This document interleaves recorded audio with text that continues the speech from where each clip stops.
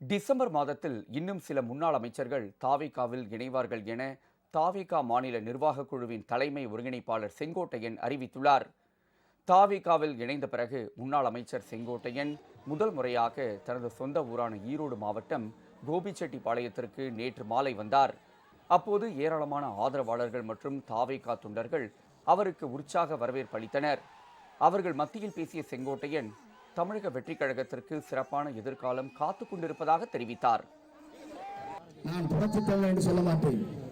ஏன்னு சொன்னால் பட்டம் கொடுத்தவரே நான் சொல்லவில்லை என்று ஓடிவிட்டார். ஆகவேதான் நீங்கள் சொல்லுகிறீர்கள் தளபதி என்று நானும் சொல்லுகிறேன். அவர் ஆட்சிக்கு வருவார், தலைமையேற்பார். அந்த சக்தியை தமிழ்நாட்டை எவராலும் அசைக்க முடியாது. காலங்கள் கணிந்து கொண்டிருக்கிறது, நாட்கள் எண்ணப்பட்டு வருகிறது. டிசம்பர் மாதத்துக்குள் நம்ம ஒரு கூட்டணி வலிமையாக வரும். நம்மோட இன்னும் பல அமைச்சர்கள், முன்னாள் அமைச்சர் வருவார்கள்.